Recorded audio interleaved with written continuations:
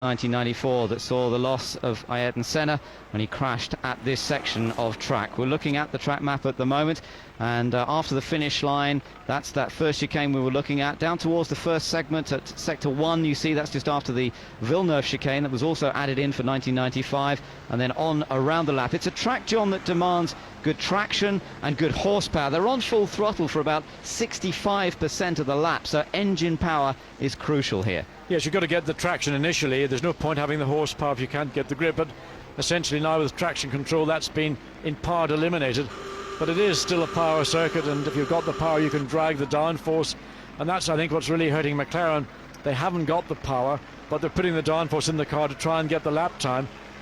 5th and 6th on the grid, but slow down the straight. We've seen slow speeds from McLaren throughout the speed trap all weekend, away down on 17th and 20th for Coulthard and Raikkonen respectively, and that is hurting McLaren. And I think there's an element of discontent coming through from the team that they're saying, look, okay, enough is enough. We are here to win this championship. We're not here to make up the numbers. As far as Ron Dennis, who leads the team, is concerned, second is the first loser, and Ron is a sore loser. That's right. Well, those two cars starting on the third row, as you can see, just ahead of Nick Heidfeld. They have to watch him. He's on the Bridgestone tyres, and he's been going very quickly all weekend so far. And in fact, Nick Heidfeld, 4th fastest this morning in the warm-up, ahead of both McLarens, as was his teammate Felipe Massa, who starts from 11th position here today. Just looking down the latter part of the grid as well. Watch out for Frentzen. Let's see what he can do in the Arrows today. Let's hope they don't have any dramas. They could do with just one good, clean race. They haven't had that so far this season. They've lacked testing, but now maybe their opportunity to get a decent race distance under their belts. And we'll also watch Renault here. Jarno Trulli and Jenson Button. Button's been scoring reasonably consistently, but Trulli as yet hasn't scored any points. No, and again, there's a pressure on Trulli. He was considered to be the star of the team. Jenson Button was meant to be a bit of a lame duck based on last year, but that has been reversed. But behind the top 6 cars, the 2 Ferraris, Williams and McLaren, you're going to have a real battle going on. It's a question of whether Heidfeld can slot himself between the 2 McLarens, because alongside Heidfeld you've got Trulli, behind Heidfeld you've got Button, and you've got Jacques Villeneuve, and they're all covered by 0.3 of a second. And in the surge into that first corner, if one can get ahead of a car ahead of him, it will certainly mix and match the field up. And we see that countdown now continuing. Yeah, just the 1 minute now to the formation lap. So the tyre blankets beginning to be pulled off the cars, ready for the start of this Grand Prix. Bit of sunshine over the start-finish straight, and you can see it's a brand new set of Bridgestone tyres that Michael Schumacher will be starting on. Rubens Barrichello saved a set of tyres, in fact, in yesterday's qualifying session. Just trying to see actually if both fronts were brand new. I think they were, but Rubens definitely managing to save a set of tyres. He didn't use all 4 sets before that qualifying session, whereas Montoya there, you can see a scrubbed set of tyres for Michelin. That's what we've been seeing all year, that the Michelin runners tend to need to have a few laps on the tyres for them to be at their best. Here we are then, just a few seconds away from the start of the formation lap. This is their opportunity to test that launch control system, make sure it's all working correctly, and hope that they all get away cleanly, or they might just lay a load of rubber and not actually use the launch control too much. Let's just watch and see here as the start of the formation lap takes place. Well, that's exactly what they've done. They're laying down as much rubber. You could see Coulthard weaved and bobbed around as he was trying to get the maximum amount of rubber down on his starting position. There's a cloud of smoke at the very back of the grid. I don't know whether that was a problem or whether that was just an excess of smoke, but it looked to me more than rubber smoke as the field now filter their way down into and through the Tamburello corner. Yes, I think it was probably, might have been one of the Arrows. We saw Bernoldi putting out a lot of smoke this morning when he did a launch control start out at the end of the pit lane as well. But everybody's got half an eye on the sky at the moment, let me tell you, because the clouds still looking fairly heavy overhead, particularly towards that start-finish area, as the cars come around now. 21 cars this weekend, because of course Alex Young failed to qualify in yesterday's final session. Juan Pablo Montoya, what can he do from the second row of the grid? Less likely that he's going to be wheel to wheel with Michael Schumacher on the first lap this time. You wouldn't think so, but of course he's going to be starting behind Rubens Barrichello. It's going to be difficult unless Montoya does just get an incredible bite and can slot himself somewhere ahead of his teammate. But I do think that Ralf Schumacher is not in a mood to let Montoya do anything. And if I was Juan Pablo Montoya, okay, you've got to see your chances and take them, as Luca Bador, Ferrari test driver, looks on. You've got to make your chances as well as take them. But Montoya needs very, very much to finish a race in the points and not have another repeat of what we saw in Brazil. Montoya is some 2 points behind Ralph, but of course, more critically, he's 12 points behind, or 10 points, I beg your pardon, behind Michael Schumacher. Yes, 10 points the gap between Michael and Montoya, and that's something that Montoya wants to do something about here this afternoon, but it will be so tough. Ferrari are on home territory and they have the front row of the grid to themselves. Adrian Newey makes his way back. The Ferrari mechanics also getting all set for the start of this Grand Prix. There is a bit of a run down towards that first chicane. It gives them an opportunity, hopefully, to sort themselves out a little bit. And let's hope they can get through the first corner and indeed the first lap safely this time without any incident. Will Barrichello try and challenge Michael off the line? What about Ralf Schumacher? Made a brilliant getaway from third last year to be leading on that first lap. Well, we'll see whether the BMW launch control is up to that. And watch for those two Renaults. We know how quick they are. If Trulli and Button get away well, they may get ahead of Coulthard and particularly Nick Heidfeld as well. So for Renault, they know how quick they can be off the line. Let's see whether they can do it again. Just sitting there with Montoya. Just thinking Barrichello, he's not quite straight in his grid. He's trying to get as straight a run as possible. Look, you can see he's just slightly offset in his grid box. Right, so you're looking at the view on board with Montoya at the moment as we wait for the last car to move into place. That is Pedro de la Rosa in the Jaguar. 62 laps of the San Marino Grand Prix about to get underway. Changeable conditions possible. It's a dry start to the race. The fourth round of the FIA Formula One World Championship. All set to go.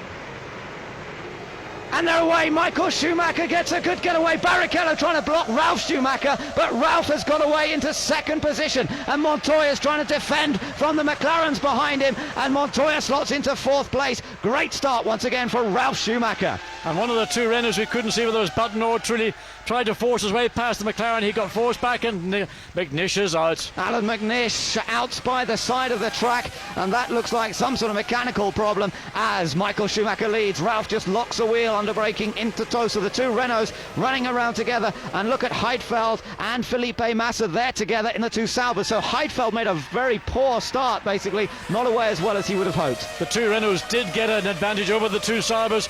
So there we see McNish being pushed back. There are the top six. David Coulthard and sixth, Raikkonen fifth. Pretty much the grid. In fact, Ralf Schumacher, the only one who's benefited getting ahead of Rubens Barrichello. Yes, except for Heidfeld, who's lost a couple of places. Started seventh and he's down in ninth position. So not the ideal getaway for the German driver in the Sauber. Over the curbs they come as they come out of Variante Alta. The two McLarens, Raikkonen and Coulthard, chased by both Renaults. Trulli and Button there ahead of Heidfeld. So Heidfeld down to ninth. Then it's Massa in 10th place. Then Jacques Villeneuve in 11th ahead of Panis, Sato, Frentzen, Sarlo and Eddie Irvine in 16th position. And Fisichella way down. He somehow or other has gone from starting grid for Fisichella, then 15th all the way down to 19th place. Across the line at the end of the first lap, Michael Schumacher with a 1.3 second advantage over brother Ralf, as third place man is Rubens Barrichello, just under a second behind Ralf himself. Then we've got Montoya trying to fend off the advances of Kimi Raikkonen. Behind Raikkonen, Coulthard dropping back a fraction into the clutches of Jarno Trulli and Jenson Button, and Montoya using every inch of the road here. Yes, and Raikkonen pushing him very, very hard all the way. Comes out of Villeneuve, closes up to the back of the Williams, but there on the acceleration up the hill, you can see where the difference in power lies. Montoya able to pull away very comfortably indeed from the young Finn. Then through the Piratella, the gap closes. You'll have that seesaw all the way around the circuit. But let's look again at this start. Yeah, see if we can spot what happened to McNish towards the back of the field as well. The front gets away safely. The Renaults did make a good start, once again getting past Heidfeld. Ralf popped up into second position, and then everyone jostling for position down here. Yeah, you can see the two Renaults, they're getting held up behind. I think it was Kimi Raikkonen, and then Coulthard on the outside managed to squeeze through pretty clearly. Montoya's car wasn't that quick off the line, might indicate that he's starting a little bit heavier than some of the others, but likely that would just mean a deeper stop into the race rather than much different strategy, I would think. Yeah, and a big lock up from Ralf as he tried vainly not to hit his brother. He got away with it, but could have been an incident where two Schumachers once again take each other out. So across the line for Michael Schumacher, establishing the fastest lap at a 1:26.8 straight off, and he's opened up the gap just a little more to 1.7 seconds. And it's pretty much behind these two lead cars, team by team by team. But Michael Schumacher pulling a lead on his brother, and Barrichello and clear air behind, and then it's the battle going on with Montoya and Raikkonen. Then the two Renaults who weren't able to take advantage of that great launch control start that they had. They had to go down the inside, but unfortunately Raikkonen was aware, he saw it coming, and was able to put himself in a position to stop that, and their momentum was coming to a halt. Look at Felipe Massa, the second of the two Saubers, charging once again. You can see how aggressively he's driving. It's been like that all weekend. I should think Nick Heidfeld might be a little nervous watching his younger teammate right behind and thinking, well, I hope he doesn't try and make himself a hero on the early laps here, because he doesn't need that. Just the two Renaults coming through. Then there you are, the two Saubers. That is Massa, who keeps jogging around in the mirrors of Nick Heidfeld. Yes, he is. He bobs that car around. His car looks actually marginally better at this point than Nick Heidfeld, certainly coming out of the very anti-Alta. And look at there, looking backwards from Nick Heidfeld. See the movement of that rear wing? Now, I don't think that's normally something you want to see too much of, but of course they can't be completely rigid, because in many cases then we've seen wing failures, but certainly a movement on the wing of Nick Heidfeld's car. As we go back to Michael Schumacher coming across the line, leads lap 3. Across the line they come. We've just heard from Alan McNish that simply lost drive off the line, that there wasn't, when he tried to launch, it didn't launch, unfortunately, and that's the end of it for Alan McNish, and a great shame. He has yet to have a finish yet, so very disappointing for the Scotsman in the Toyota. And the field come out of Tamburello now, down into the Villeneuve chicane. Heidfeld still getting the attentions of his younger and very enthusiastic teammate Felipe Massa. In the meantime, Michael's climbing all the way up to the Piratella as the two Saubers just exit out of that Tossa hairpin bend. Yes, there we are, with on board now with Michael Schumacher in charge of this race in the early laps. Might have started with the car relatively light on fuel from pole position. It's always the opportunity to try and sprint away at the start, and if possible that Ralph might have started somewhat heavier, but we won't find that out, of course, until we get deeper into this race. It's 3.1 seconds as they come into the very the Alta, but as they went across the start finish straight at the beginning of this lap, it was 2.2 seconds.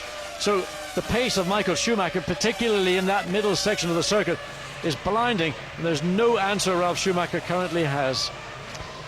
The cars come in 2 by 2 at the moment, all the way down to 12th place. We have team formation, except for just right up front where Michael and Barrichello are split by the Williams of Ralf Schumacher. After that, we've got the two McLarens, the two Renaults, then the two Saubers, and then the two BARs. And there you can watch them. There, the Renaults, the two Saubers. In the background, you could just see the white cars.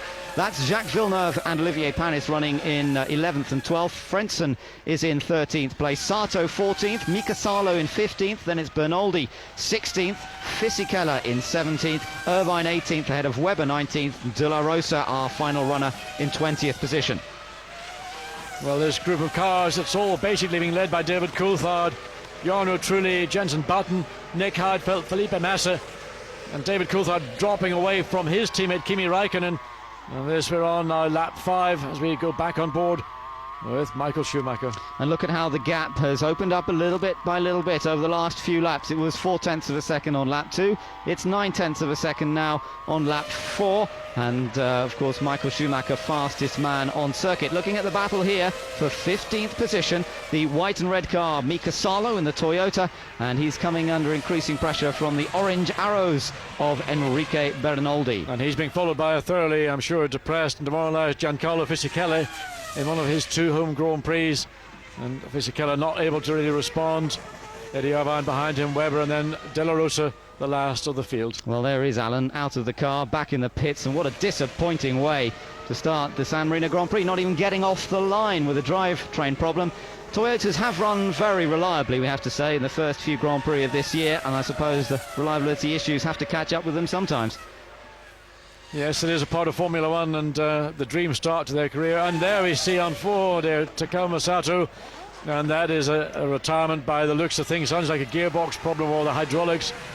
That was something that Jordan's had a problem with here over the weekend, and looks like Sato's drive, he was doing a good job running strongly in 14th place. He's going to drop all the way back. Yeah, that's very disappointing. He needs the finishes, he needs the miles at the moment.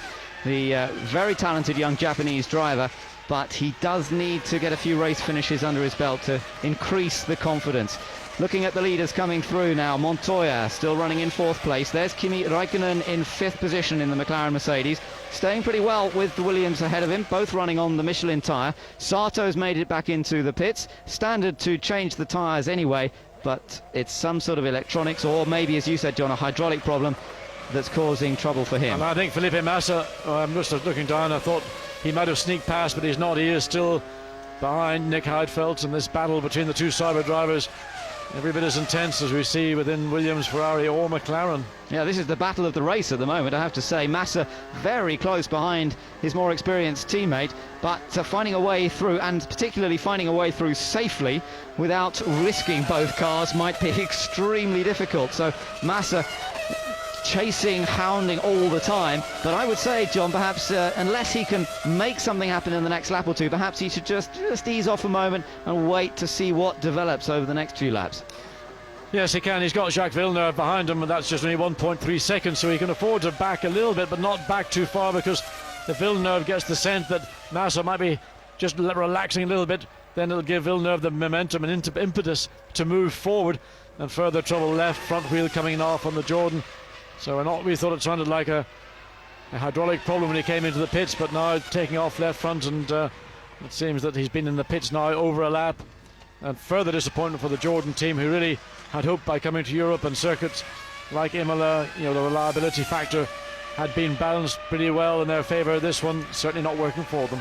That's right, John. Here last year they had one of their better results. They had both cars in the points with Trulli, who was driving for Jordan then, and Frentzen 5th and 6th. Well, we're looking at the pits channel and we see that he is coming back out onto the track. So Sato back on, but there's no chance that either of these cars are going to get in the points this weekend. Jordan had both cars in the points last year. Well, Michael comes out of that chicane, and every lap he's been putting in the fastest lap upon fastest lap, and the gap now is some 5.4 seconds. So Ralf Schumacher in 2nd place. We gather it's a gearbox problem for Sato. There he is, and he slowed right down again. He got out of the pits a second ago, but he's crawling along now. Yes, when they say gearbox problem, I think what usually it is the hydraulics that operate the gearbox, or the electronics that operate the hydraulics that operate the gearbox. So complex, no longer like gearboxes where you had simply a gear lever in the car and you made gear changes manually. They're all done off a steering column. We saw, and look at Sato, why does he not just pull the car off the track? He's got a flurry of cars. He's now, thank you, pulled off just before the Villeneuve chicane. He should have pulled off, in fact, on the exit of Tamburello. He was trying to get the car back, no doubt, to the pits, but it's a waste of time. Yeah, not a waste of time, but that's it. The day is done for Takuma Sato. So we've lost 2 cars out of this Grand Prix already, and we've only had 7 laps of it so far. Alan McNish didn't get away at the line, and now Takuma Sato becomes the next retirement with some sort of gearbox related problem, whether it be electronics, hydraulics or whatever. Might even be that steering wheel. We were looking at the steering wheels earlier on, and they can cause problems, but I'm sure they change that as a matter of course in the pits just now. Watching Felipe Massa, great view this. You've got Nick Heidfeld just ahead. You can really see how it is in the early laps of a Grand Prix as you ride aboard Felipe's car, and the way that you've got this sort of bunching up process going on with the Renaults just ahead of them. Indeed, and they're being bunched up because David Coulthard's pace is slower than that of Kimi Raikkonen's, but you almost sense that Felipe Massa's eyes are like a pair of lasers on the back of Nick Heidfeld's car. That wave yellow flag just to indicate that there's a car off track. That was Takuma Sato's Jordan was pulled off, and just to warn drivers that there was a car off track at that point. Should slow down a little bit, but it's always judged so finely by drivers. Just looking at the pace of Montoya and the fact that he wasn't particularly fast off the line, John, it does look as though maybe they've started that Williams a little heavier than Ralph's car. He's 4th place. He's some 13 seconds behind Michael Schumacher, the race leader, and he's still got Kimi Raikkonen behind him.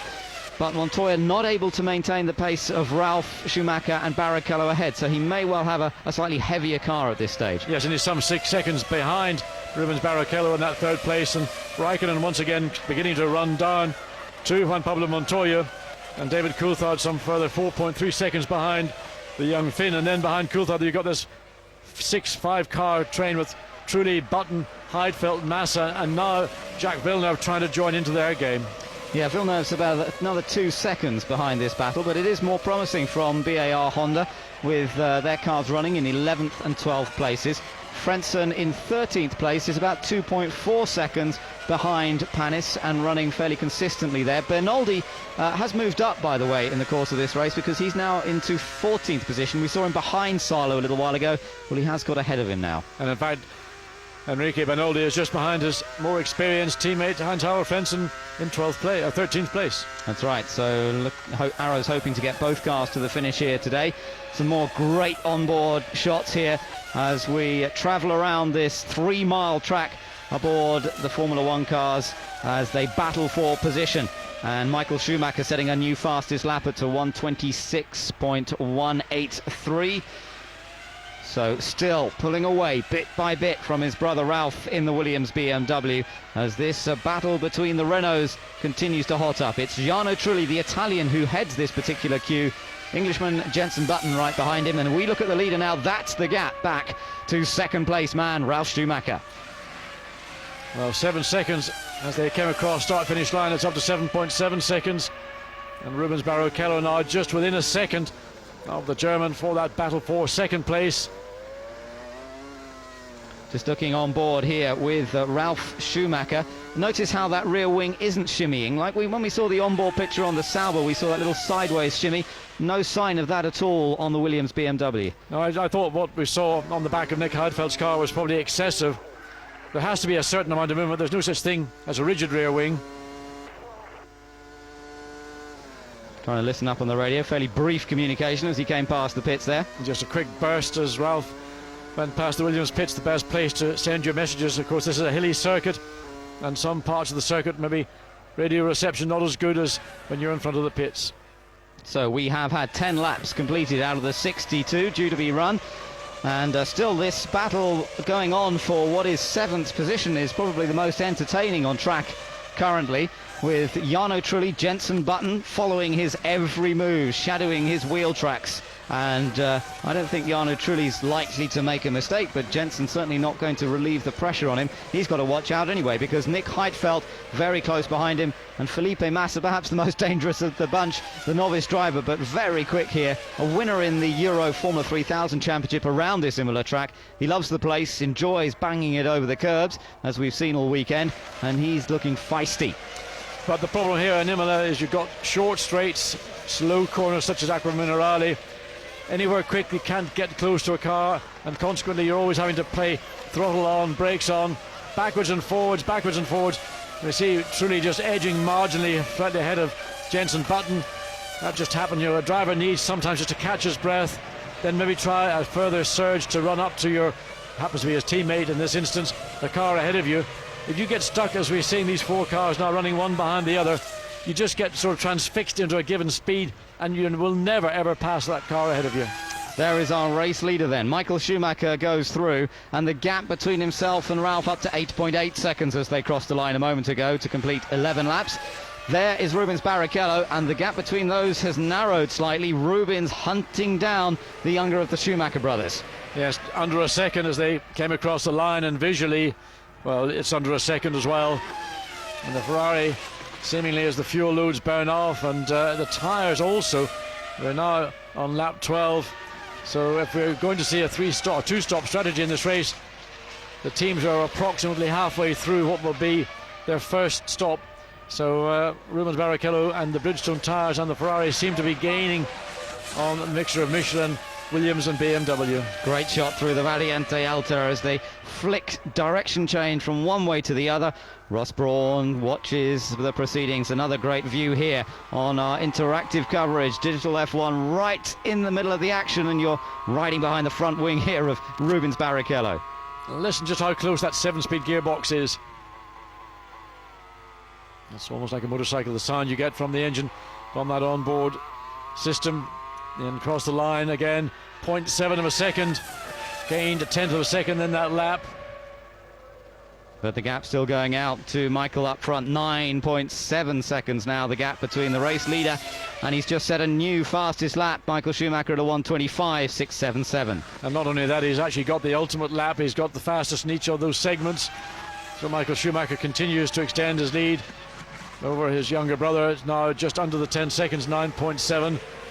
And Rubens Barrichello beginning to give Ralph a bit of a hurry up, as we again see Jarno Trulli starting to stretch away slightly from Jenson Button in the second of the Renaults. And the battle with the two Saubers continues unabated, with Heidfeld and Massa in 9th and 10th places. Yes, let's ride on board with Heidfeld again for a moment. And Massa was a little bit wide of the apex that last time. Let's watch that rear wing again. You can see again that little bit of shimmying. It's not a problem, it's just a difference really in the construction of the rear wing. So just showing how these different cars respond under the rigorous conditions of a Grand Prix. Sliding over the curve a bit there, yes, too. I mean, they'll be all over the place, and that's the trouble when you get into a race like this. You've got four cars running almost equidistant. No one's able to gain and no one's able to push. So they'll end up slowing each other down eventually, and they'll do more damage to their car. But just trying to figure out what's going on within the top four, looking down to Juan Pablo Montoya.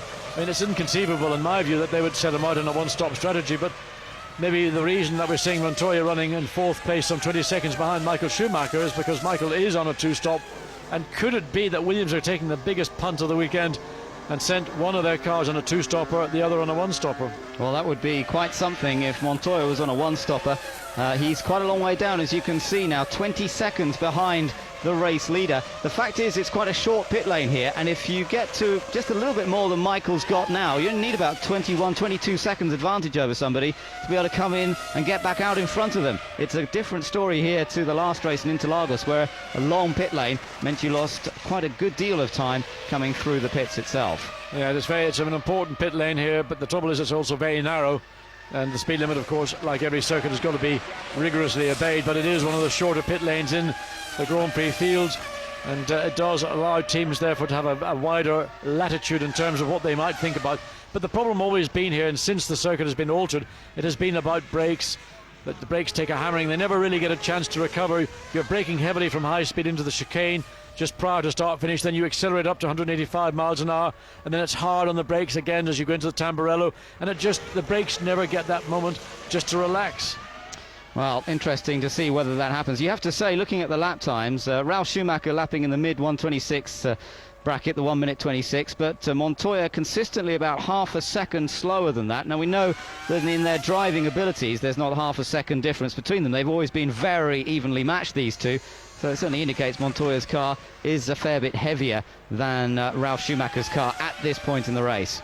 The only other possibility that you might try to do is fill up Montoya's car to the brim and let him go very deep into this almost the middle sector of the race, and not quite do a one stop, but make a very, very short first stop or a very, very short second stop, depending on what the team think is going to get them position. The most important thing is to find track position, because when the leaders do start to go in for their pit stops, they're going to come back out and probably come back out in traffic. And if they can let Montoya, for example, stay out and run much later, paying the penalty now but run much later, without having the penalty of also having to go through cars that have been lap cars, then it's one of those calculations teams look at, they think about it, they spend hours mulling over what is the right thing to do with one of our two cars. Well, it'll all come out in the wash, no doubt. 14 laps have been completed so far, and as you say, we're about just over halfway through what would be the first stint if they're on a two-stop. Looking at the super slow motion action, bouncing over the curbs, Jarno Trulli, then Jenson Button. Yes, fairly supple across the curbs. Just look at the Sauber. The Sauber, particularly in the case of Massa, always looks more aggressive, a stiffer car. You can see the way Massa just bumps across those three curbs and loads up the outside wheel on each occasion. So he's still in there. Look, he's still hunting, still looking for any opportunity to hustle his way past Nick Heidfeld, his teammate, just ahead of him.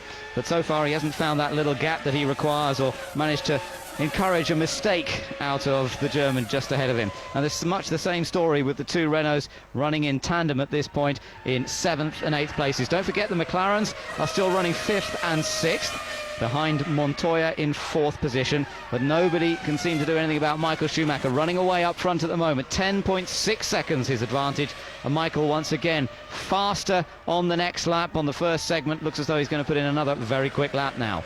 And Raikkonen also falling away from Juan Pablo Montoya. He was within a second and a half a few laps earlier, but now that gap is up to 3.4 seconds, and still Michael Schumacher setting faster sector time after sector time, as he clearly demonstrates his desire to build up such a cushion that will enable him to come in, have his car refueled, new set of rubber, and get back out. Certainly in case of Montoya, he's getting close to the point where he could do that. You're looking at the fact that Barrichello's lap time slightly slower than Michael's, but then of course he's got the problem of Ralf Schumacher just ahead of him, and he's within the distance that his car is being upset by having a car ahead. Let's just ride with Michael for a second here.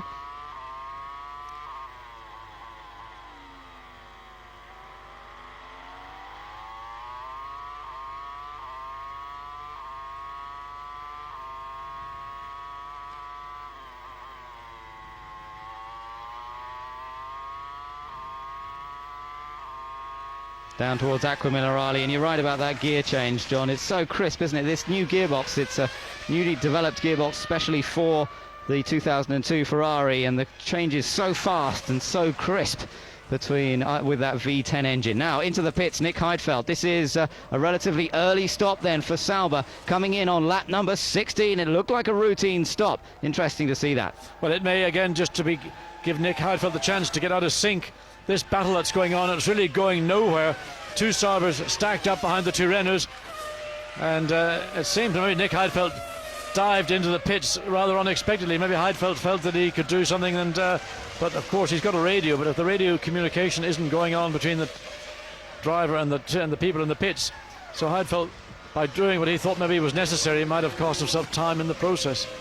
Yeah, that's an interesting one. Meanwhile, Michael Schumacher's just set another new fastest lap, and it is a new lap record. The record existed, was held by Ralf Schumacher from last year, 25.524, and Michael now just below that, 25.359. So he's still pulling away. The gap to Ralf Schumacher, 11.6 seconds. And the battle for... okay, now see the second of the two Saubers, Felipe Massa. What was meant to be the team say on schedule pit stop for Nick Heidfeld. Now the team clearly must be aware that Felipe Massa is coming in, and again I suspect that the reason this is being done is simply to get the two cars out of sync.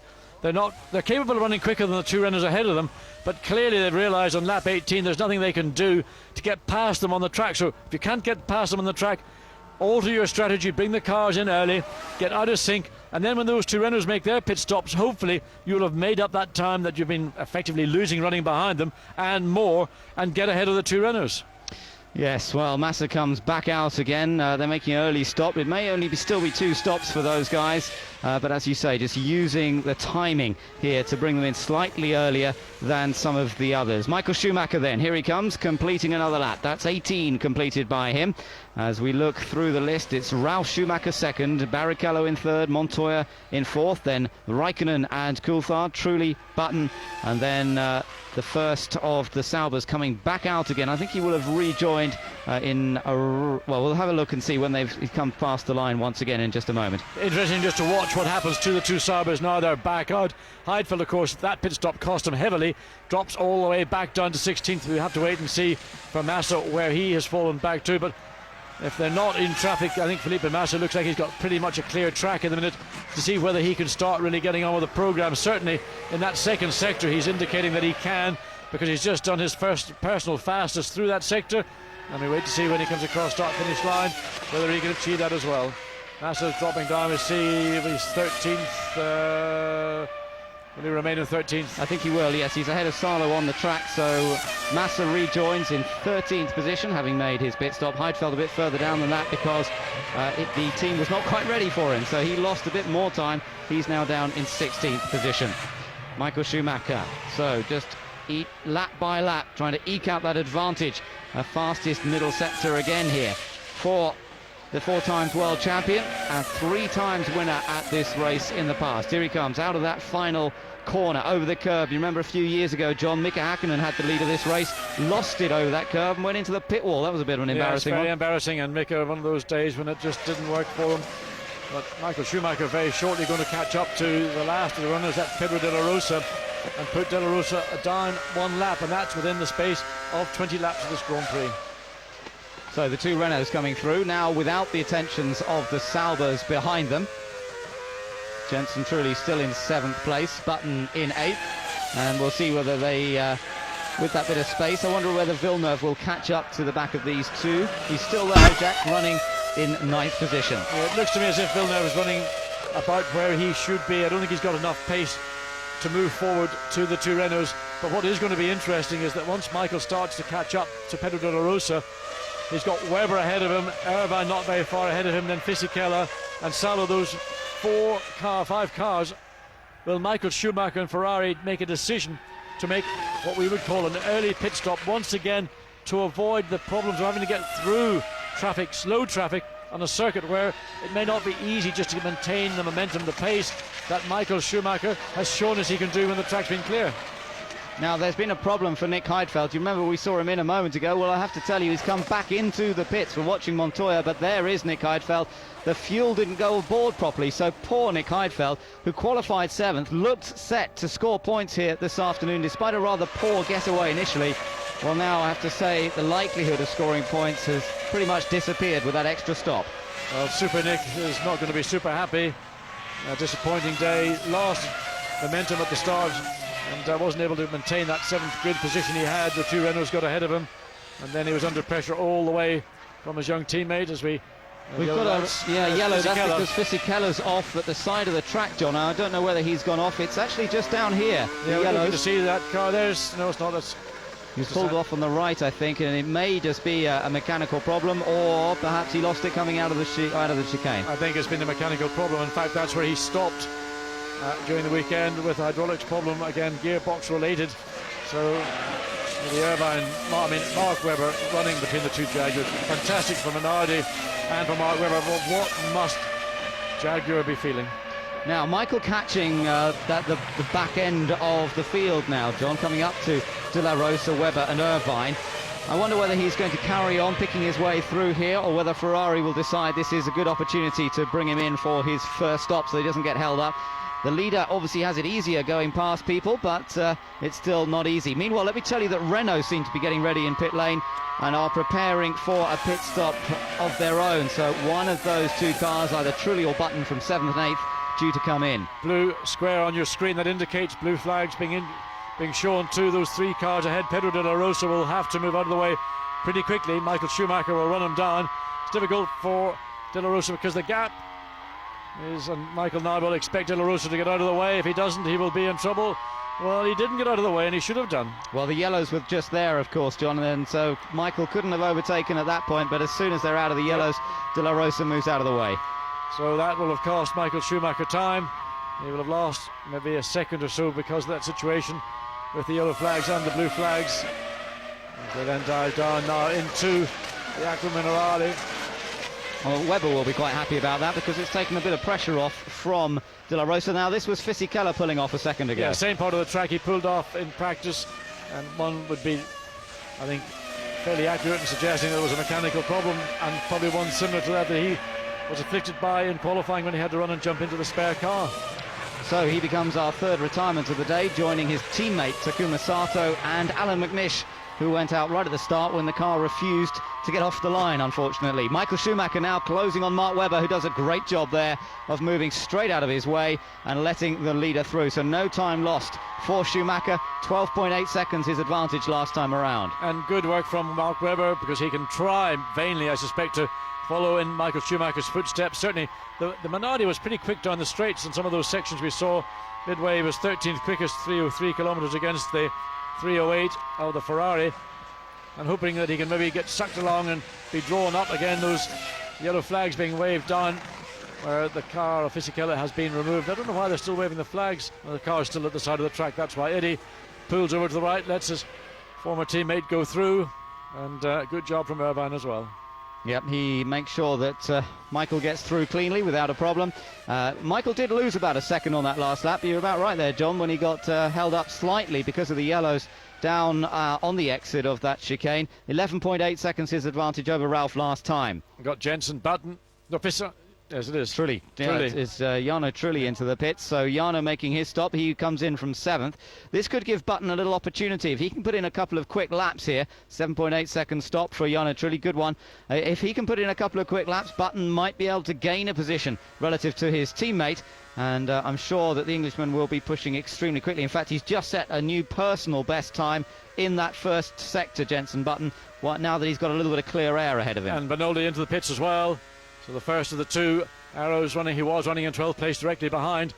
And we've got a penalty for Heidfeld. Well, it's all going wrong for him, isn't it? Nick Heidfeld, not only did he have to make a second stop, but in his haste and perhaps in his frustration, he's gone over the pit lane speed limit. Yeah, when it goes wrong for you, it goes wrong everywhere. And for Nick Heidfeld, he'll want to walk away from this Grand Prix.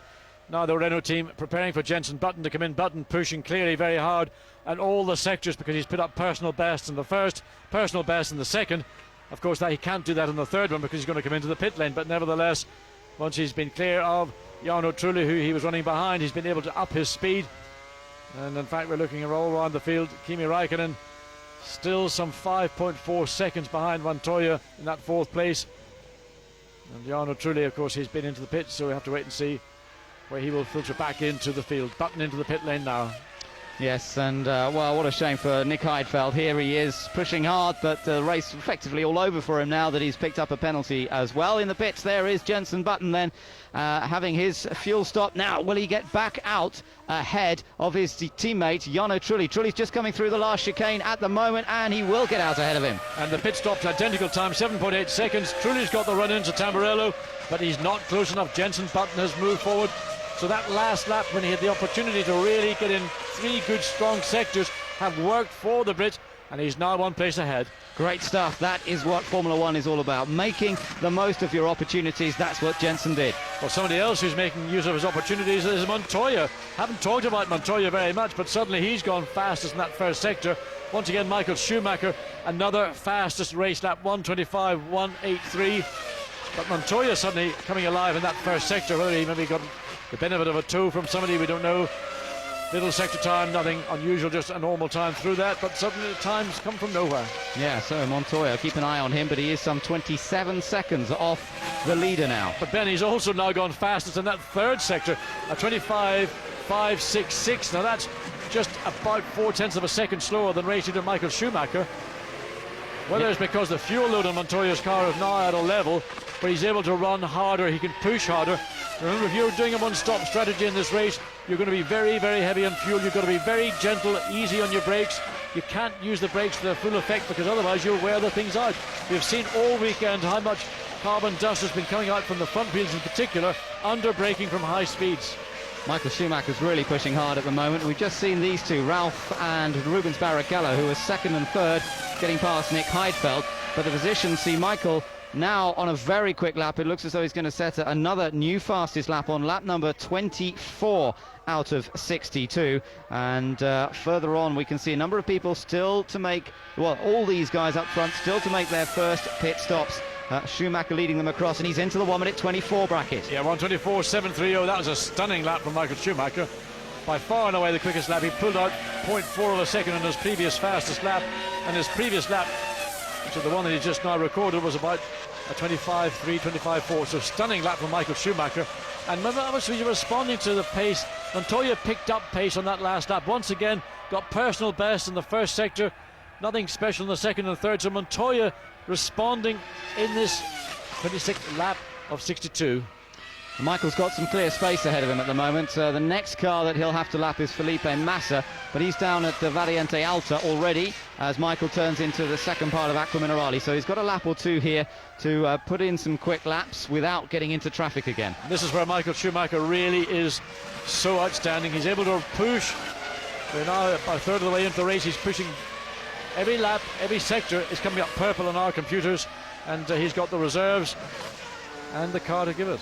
Now Ralph has to do the same, John. He has to scythe his way through this traffic as quickly as possible, but can he do that in the same way that Michael seems to? Well, difficult place to do it coming down into the Ravazza. Can get out of the way. Yes, he did. Well done. Pedro de la Rosa put himself offline onto the dirty part of the racetrack. A lot of rubber now from these tyres rolling to offline, but Ralph gets through. Barrichello will be keeping him honest all the way through, and it's difficult to see just whether advantages fall into one or the other.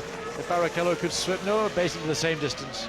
Another new lap record for Michael Schumacher at 24.656. He is flying up front, and things looking very good for the Ferrari as the team's having a good look at the tyres as they've come off the Toyotas here. Gustav Brunner, designer of the car, making a quick study of the Michelins. And one of the arrows has pulled off. It's Heinz-Harald Frentzen. And that's down at Acqua Minerale. He's just pulled the car off. And it's down behind. How he got there, I do not know. I have to look and see from a higher camera angle to see precisely where he is on the circuit. He's off the track on the grass clearly, but how he got there, we have to wait to see. But Michael Schumacher still just blistering the field. Fastest sector in the first sector, again, normal time in the second. The difficulty he has is, of course, he will run into traffic from time to time. As we watch this battle going on for second place, as Ralf Schumacher climbs up. I don't know, he got Irvine ahead of him, and Bernaldi ahead of Irvine, so this battle between Rubens Barrichello in third place chasing Ralf Schumacher in second, and Eddie Irvine may not be just quite so easy on Ralf Schumacher or Rubens Barrichello. Olivier Panis has just been into the pits, coming back out again now. Looked like a fairly routine stop, as there we get a close-up picture of Heinz-Harald Frentzen, who's just getting out of the arrows. Another non-finish, I'm afraid, for Heinz-Harald. He has had a finish this year, but nothing really representative. Good chance now for Rubens Barrichello, as Eddie Irvine was on. Rubens, you can see Eddie pulls over to the right side of the track. Now Barrichello looking to swoop down the inside. Irvine gives him room, does he? No! I thought Eddie was going to let him go through, so it's all swung back to the favour of Ralf Schumacher. Barrichello didn't have the courage of his convictions to force the situation, and now Eddie should be falling over himself to get out of the way. He will do on the exit of the Villeneuve chicane. He'll move over, let Rubens go through. Rubens will not be very happy with that. There you go, the hand signal saying thank you very much. Yeah, I think that was a hand signal of appreciation of Irvine being so cooperative, and that's the sort of behaviour you expect from an Irishman on a Grand Prix track. But to the driver that was really driving the car, Eddie should still be in his mind. Well, Rubens gets through eventually, but it certainly lost him a bit of ground to Ralf Schumacher, who was 0.4 of a second behind them as they crossed the line last time around. Now let's take another look at the replay here. Just getting down the inside into Tosa, and Eddie giving him space, but well, the one-finger salute from Rubens Barrichello. Yes, very Brazilian sort of acknowledgement of Eddie's cooperation. Lack of there, yes. Jacques Villeneuve's just been into the pits as we see Michael Schumacher now coming up behind Olivier Panis, who came in a moment ago, but Panis gets cleanly out of the way. Michael's last lap at 24.851, not another new lap record, not quite, but he's still the only man running in the 1 minute 24s as Mika Salo pushed back into the pit garage. Yes, and that looks like it's the end of the day for the Toyota team. They stick the fans into the radiators just to get rid of some of that heat soak that happens when a car comes to a standstill so quickly. But nevertheless, this lead of Michael Schumacher is currently 16.8 seconds ahead of his brother, but probably more critically it's some 30.8 seconds ahead of Juan Pablo Montoya. And we're trying to convince ourselves that Montoya is on a one-stopper. I don't know whether anybody else is convinced of that, but certainly there's no reason to believe Montoya would be so far behind in this 62-lap race, and it wasn't anything other than a single-stop race for Montoya. Yeah, but the point is they're all going so deep into this race, John, they could all make it pretty much on one stop. Look at the fact that Michael has now done 28 laps out of 62, so they have complete flexibility by the looks of things, and I suppose Montoya may be able to make a shorter stop, but well, a lot of them going very deep into this race before they make the stops. Ferrari, McLaren as well, going a long way. Well, looks like Williams and I are beginning to think about the time to bring in either Ralph or Montoya. More likely to be Ralph if they have got differing fuel loads on. Last year the pit stops for two stoppers all occurred around between laps 29, 28 up to 32, but mostly it was around at the late 20s, early 30s. Barrichello of the top six was the one that went into the deepest, into lap 32, but we're now on lap 38, looking forward as we go down into the Tamburello. Yes, riding on board here with Rubens Barrichello. watching the ground flash beneath the front wing of this Ferrari, building up to speeds between the two chicanes, about 180 miles an hour. But Ben, it's Barrichello, we just see it on screen there, it's Rubens Barrichello. We're talking about Michael Schumacher. Rubens Barrichello has just suddenly set the fastest lap, the lap record again. As we look at Heinz Harald pondering what has he got to do to get this car to finish a Grand Prix. So Rubens suddenly on fire as he follows Ralf Schumacher down through the Peritello, down into the Acqua Minerale, and that lap came really from nowhere. 1 minute 20, well, the lap record 1:24.355. Yeah, very impressive indeed from Rubens Barrichello as he closed back up to Ralf. That was really, he lost the lap the time before, remember, when he got held up by Irvine. That was on the previous lap. On the very next lap, when he's had some clear space, he's shown what sort of pace he's capable of doing. But once again, here at Imola, you get to within a certain range of the car in front, and it becomes very, very difficult to then get alongside. A lot of the track made up purely of acceleration and braking, and another lap record now to Michael Schumacher, responding to Rubens Barrichello as we see the McLaren team beginning to prepare for a pit stop, as is Ferrari. So the pit lane is going to become a hive of activity, and that's down at the very beginning of the pit lane. The cars come off the track, they turn sharp left and sharp right, and the Ferrari pit is literally the first pit as the Jaguar comes in as well, and that's Eddie Irvine in the first of the Jaguars. So we wait to see which car will come in first, whether it'll be Barrichello or Michael Schumacher. And just looking down, the gap that Michael Schumacher has to Ralf Schumacher, 17 seconds. The gap to Montoya, 32 seconds. Michael's been in blistering form, and talking of blisters, not quite a blister, but a very worn looking right front on David Coulthard's car. Williams also preparing to receive somebody, and they're sending him back out there. Yeah, that was a new set of tyres. New set of tyres. I thought it was worn. Those are worn tyres, but you said they looked like they were completely rubbish. Well, that's what they put back on the car. Raikkonen goes back out on track. David Coulthard will have leapt up from 6th to 5th place with that pit stop. In the meantime, Williams preparing as well as Ferrari, so we wait to see which of the two Ferraris is going to be into the pits. New set of tyres for the Bridgestone runners. Race leader. Yeah, here he comes. Michael Schumacher into the pits then. Crucial stop. He's driven a superb opening stint here. Faster every lap just recently, with the new lap record just been set and a new set of tyres going on board. Now let's see how long it stopped for. Not a huge amount of time, 7.4 seconds, and there was just a little interval as they got the fuel hose out of the inlet there. Michael Schumacher rejoining now as across the line goes Rubens Barrichello. Well, that was a pretty good stop for Ferrari, 7.4 seconds. We saw 7.8 from both Renaults, but that was very much earlier. Ralf Schumacher now leaves as well, so first and second are in the pits.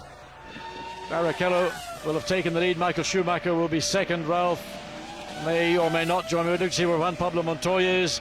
Yeah, Montoya's ahead of Ralf on the road now, as Montoya's just gone into the Tamburello chicane, and Rubens Barrichello is now race leader for Ferrari. Now, the crucial bit is here for Rubens. If he can put in a couple of quick laps, he may well be able to move ahead of Ralf Schumacher, respectively. Remember, he's been sitting behind Ralf for all of this race so far, since Ralf made an excellent start from third. Rubens has shown his pace, but he's had to sit behind the Williams. If Barrichello can put in some quick laps here, he's got every chance of being second at the end of this race. Pedro de la Rosa pulls out. He was in the pits for a stop. That's a retirement for Jaguar. The only car ahead of Rubens Barrichello right now is Olivier Panis, and he's about 3 corners ahead of him. Panis going down to the very end here, Bassa, as Rubens would have been exiting just here second of the Ravazza. So not a problem for Barrichello at this point, but he'll not be doing too many more laps as you see him dive into the pits. Yeah, this is him into the pits, and what we will watch here is how quick this stop is, and will they get him out ahead of Ralf Schumacher. The team go to work, and this is going to be a close run thing. Ralf coming through the Ravazza corners at the moment. Ferrari will know exactly where he is. 7.4 seconds, the same as Michael Schumacher, but he's on the pit lane. He's got to run at 50 miles an hour, 80 kilometers per hour before he gets to the pit lane exit. Then he can nail it. And in comes Juan Pablo Montoya. Yeah, Montoya's in across the line. He's ahead of Schumacher. Ferraris are now 1 and 2. Let's see as Montoya comes back out. 6.8 second stop for Montoya. Not a particularly long stop, just about at half distance here. Well, it's very interesting. I wonder whether Montoya was running heavier, whether it's a difficult one to read. He's been that much slower than Ralf throughout the course of this race. But look at the 1-2 for Ferrari. Barrichello ahead there of Ralf Schumacher. I suppose it was inevitable. The Ferrari just is proving to be the quicker car on the day. Rubens was stuck behind Ralph. He was not really in any position to challenge him or threaten him for that second place. It all had to wait until the pit stops came. Rubens had that lap in which he could go and get a clear run after Michael Schumacher had made his pit stop. Came out, of course, behind Michael, but ahead of Ralph Schumacher. And now it is that Ferrari 1-2 that the Tifosi have come here to celebrate and enjoy. Yeah, they'll be cheering their men on. We've seen it already. Lots of flag waving going on all around this Imola track. And the Ferrari fans are delighted to see the fact that Ralf Schumacher has been pushed back into third position in the Williams BMW. And now looking at the lap times, Barrichello again looking very quick indeed. They're coming around to complete another lap. Michael Schumacher has crossed the line already, has an advantage of 16.5 seconds over these two. Well, there's a bit of pleasure in the Ferrari pits. They saw that Rubens got past before Ralf Schumacher could get back on track.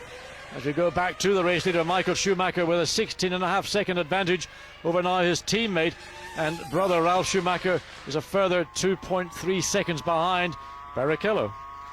So, riding on board with Michael Schumacher. He'll be pretty happy with the way things are going in this race so far. No major problems to report. The car running as, like clockwork, as we expect these days from Ferrari, have to say. Some great reliability we've seen. It's only the second outing for the 2002 car, but lap after lap he's looking consistent. Let's just watch him here, down towards Rivazza.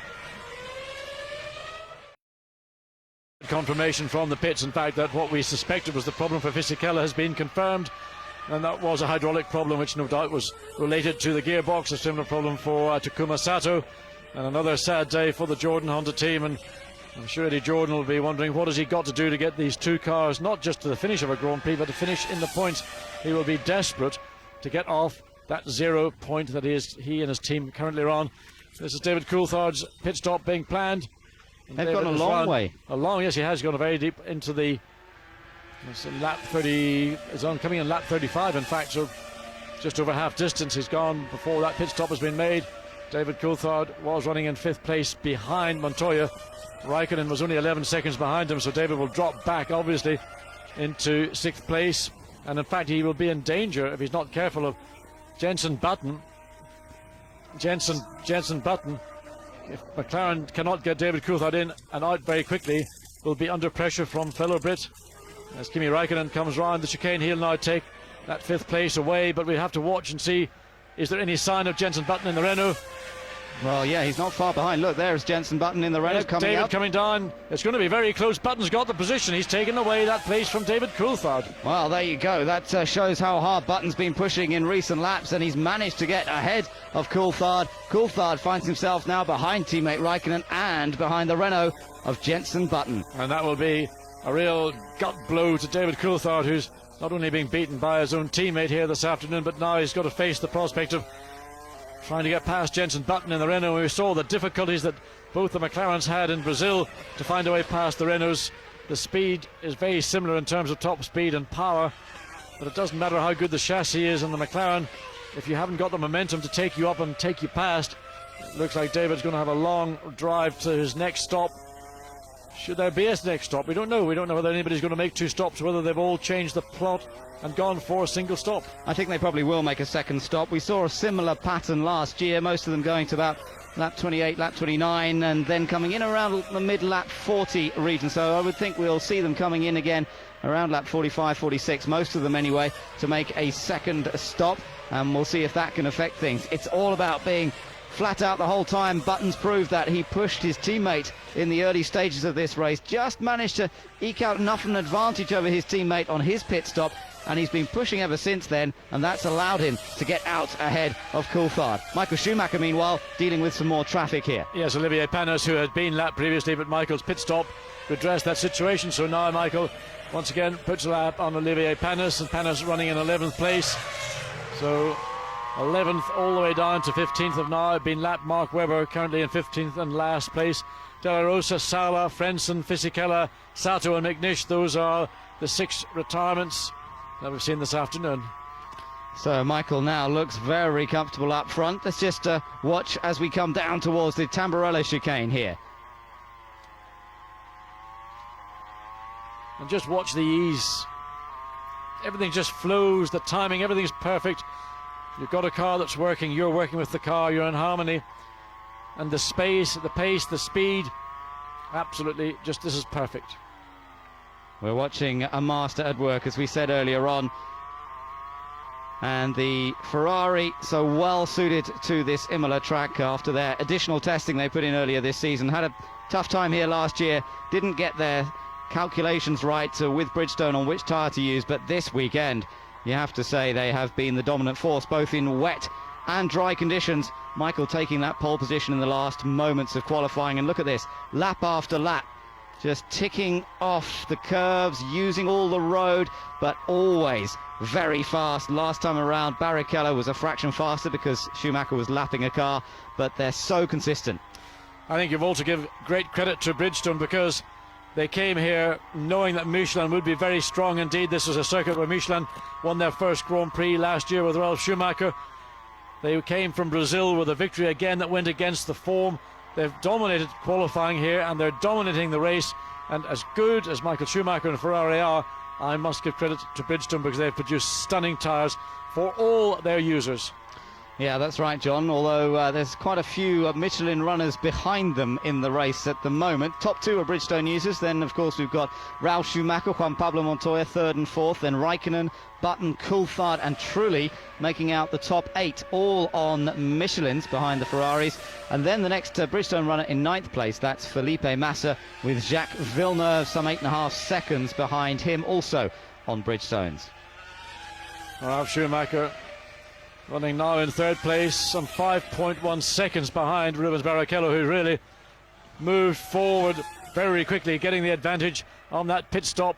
Ralph couldn't get out just before Rubens Barrichello came past. Now you see the true pace that Rubens Barrichello has not been able to run at being illustrated, and Rubens' lap time is now running pretty much at the same level as Michael Schumacher. They're within, well, just under 1/10 of a second of each other on the last lap, whereas Ralf Schumacher running that little bit slower, 3/4 of a lap behind the two Ferraris. Just looking at that super slow motion, beautiful line through that top chicane, the Variante Alta, not clipping the curb quite as heavily as they would in qualifying, of course. Michael completely aware that that puts quite a lot of load on the car. He just wants this car to make it through to the finish. He uses the curbs, but he doesn't bang the car over the curbs at this stage in the race. No, a race is all about rhythm.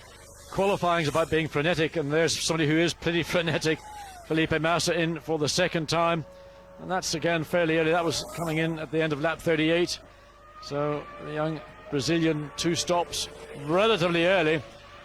And Rubens Barrichello now once again just illustrating what we've been saying, the pace of the Brazilian in his pursuit of his team leader, as well as getting away from Ralf Schumacher in 3rd place. A new lap record for the Brazilian, 1:24.170. Pedro de la Rosa out of the race, sadly.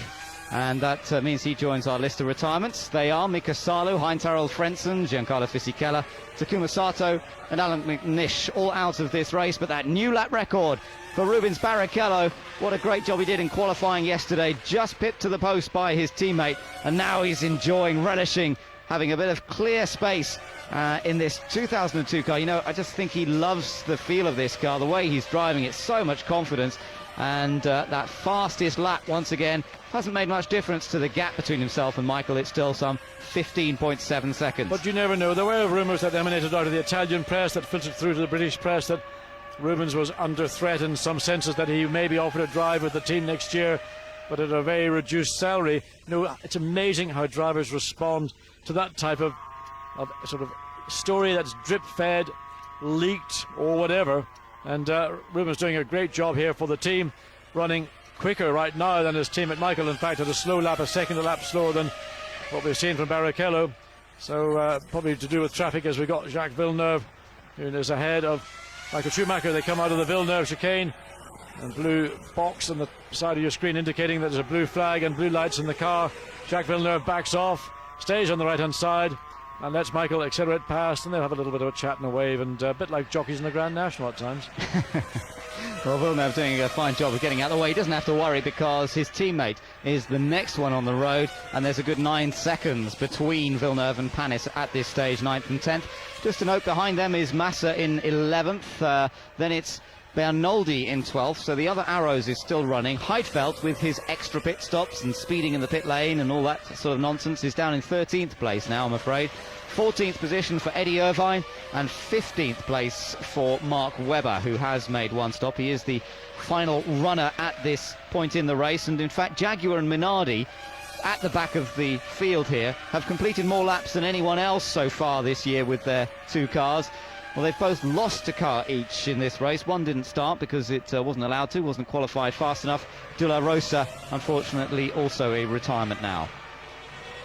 Well, Ralf Schumacher pushing, but that gap 6.2 seconds. Again, Ralf Schumacher's times quarter of a second, just under half a second slower than that of Rubens Barrichello and that of Michael Schumacher. But we see Renault preparing for, once again, either Jarno Trulli. It was Trulli who came in first the last time. Button, of course, benefited from that pit stop and found a place. Button in the last of the point scoring positions in 6th place, and some 6.8 seconds behind Kimi Raikkonen in the lead McLaren. Yeah, Button has had his fun and games. Nick Heidfeld has just come back into the pits to make a stop. This is a routine stop, but it's yet another visit to the pit lane for him. He's been in 4 times this afternoon, 3 of them for pit stops, and one of them, of course, for that speed limit infringement. Yeah, so poor day for Nick Heidfeld. He was so happy after qualifying yesterday as well, being the best of the rest effectively behind Ferrari, Williams and McLaren. And here we are with McLaren. Kimi Raikkonen running in 5th position. Now remember, Kimi and David Coulthard are tied on points at the moment in the Drivers' World Championship. They're both lying in 5th place on 4 points. Well, at the moment, Raikkonen's in the points and David Coulthard isn't, as we look at Jarno Trulli come in. Yeah, but on the circuit, we're just looking at the position of Raikkonen and saying we're watching that as they're catching up. But go back to the pit stop. We saw a great stop from the Renault team, 7.8 seconds. Well, that's more than that this time. Jarno Trulli, 9.8 seconds. A lot more fuel went in. Well, there's the run to the end for Trulli in his Renault. Just keep an eye as well on what's happening with Montoya in 4th. Oh, and just getting past there as they go through the first corner by Barrichello. Yes, and that was Penis just ahead as well, but of course Penis a lap down. So for Barrichello, he slipped through again, just wanted to make sure he got ahead of the Renault before they went into that sequence of left, right and left, and then down to the Villeneuve chicane. So easy to lose your momentum, and when you've got it, you lose it easy, it's difficult to get back. Now focusing just ahead of him on Olivier Panis in the BAR, and he'll hope to swoop by him. I don't think it's going to happen into the Piratella, and it'll not happen down into Aqua Minerale unless Panis deliberately pulls over. He does. Well done for Olivier Panis. Those new large mirrors for 2002 are fulfilling the job for which they were intended. Now Trulli will try to put in some quick laps here because he might be able to threaten David Coulthard in the last part of this race. Meanwhile, coming into the pits, Jenson Button heading in for his pit stop. Now, this is a fairly early second stop considering how far they went initially, and the battle he's in is with David Coulthard particularly, remember. Now this will drop him behind David once again, and then we'll have to wait to see when David makes his second stop where these two end up. It's going to be quite a tussle between the two British drivers here this afternoon. The Scotsman David Coulthard, the Englishman Jenson Button. Button much better form, of course, this year. The resurgence of the Renault team as they are now. They used to be Benetton, and Jenson Button thoroughly enjoying the speed of the new car. 9-second stop for Button, almost a second better than his teammate. And of course Button will really have to push on this out lap. It's always been the critical lap in a pit stop. The in lap, normally you're up to speed, but when you come in you have that momentary stop. You get fresh tyres, the car feels entirely different when you go back out. Of course, it's been refueled as well, so there's more weight in the car. Everything feels different, and it's up to the individual driver to who can adapt most quickly to that refreshed car and take advantage of it. Well, we saw early in the race, John, that Trulli and Button were running very much together. If you remember, Trulli was actually ahead of Jenson. Well, with all this that's been going on, those two have made their stops, and Button coming back out, he's a long way ahead of Trulli, and that just gives you some idea of what Button did in the mid part of the race here today to be able to get away from his teammate Jarno Trulli, and we'll get a clearer picture of the gap between them as they come across the line next time. Yes, we have to wait until the completion of that out lap for both the Renaults to see the respective positions as we watch Jarno Trulli as he comes down and closes up to the rear of Olivier Panis. So Michael Schumacher completes lap number 43. He's just gone across the line then, and a 24.9 second lap, not the fastest we've seen by any means. Barrichello some 14 seconds behind him, so we'll wait for him to come through in a moment. The gap staying fairly constant between the two Ferrari drivers. There he is, 14.2 seconds this time around. So Rubens Garrett gained about half a second on that last lap. Ralf Schumacher's just crossed the line, a further 8 seconds behind in third position. And then we've got quite a long wait as we're still riding with Michael Schumacher. We're still waiting for Montoya to cross the line because he's another 17 seconds behind his teammate. And he must be a very disappointed driver indeed. He's not been able to match what we assumed is the pace of Ralf Schumacher, which is probably the truer pace of the Williams BMW. We sort of tried to mask that by suggesting he was on a one-stop strategy. Whatever the problems for Montoya are, there's no speed there today for the Colombian. 25.5 he did last time around. 25.1 for Ralf Schumacher. Kimi Räikkönen just crossed the line in 5th place, and they're Räikkönen a minute behind the lead Ferrari here. That's a long way, isn't it? So and then we wait for David Coulthard to come through, but again he's some 15 seconds behind his teammate. There we're just seeing David go through, and in fact you can see how soon it is before Michael comes back past. So Michael Schumacher is in danger of lapping David Coulthard within a few laps. Well, such is the pace of the Ferrari this weekend, both Michael Schumacher and Barrichello. It is such that everyone now up to 7th place has been lapped, and of course David Coulthard will have to make a second stop, and if that happens then Michael Schumacher will have a lap on the McLaren, and that will be an even more bitter pill for the McLaren Mercedes-Benz team. It clearly is in need of something dramatic to happen. The problem is when teams are under pressure like this, there's no drama, it just takes time to rectify.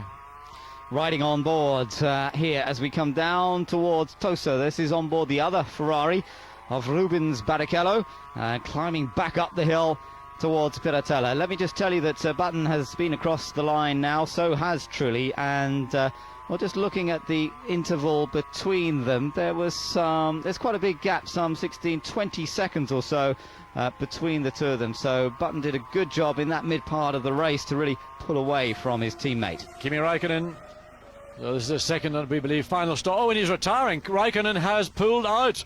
He drove back into the pits as a second pit stop. We thought that was a scheduled stop, but he's just driven straight into the pits. The garage will be closed immediately. It's normal for McLaren to put up the shutters. They will not want anybody to know or look and see what may have been the problem. Räikkönen looks rearwards, which indicates that maybe engine or gearbox related. Now see if we can spot it. Oh, look.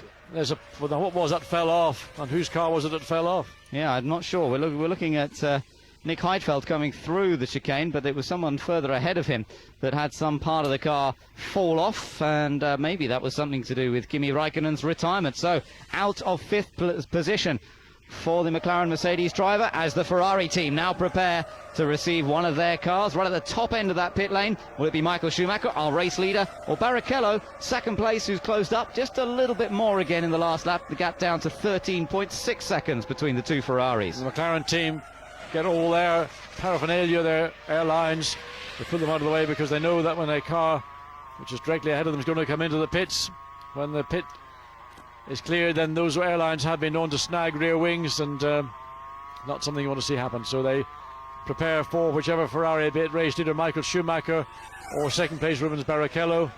And there's some traffic just ahead of Michael as he comes down into it. Eddie Irvine and Bernaldi, those are the no, David Coulthard, in fact. It's Coulthard that's just ahead. There we see Coulthard in the McLaren. There is Michael Schumacher, and Michael Schumacher going into the pits. Yep, straight into the pits, that straight line entry, and gets down to the speed limit, 80 kilometers an hour, into the first pit.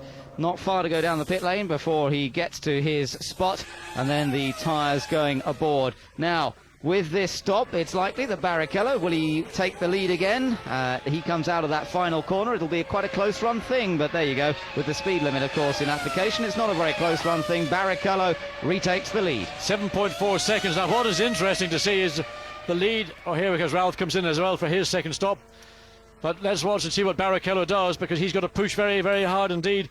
He must forget about what's going on behind him with teammate Michael Schumacher. He's worried about this man in the pit lane.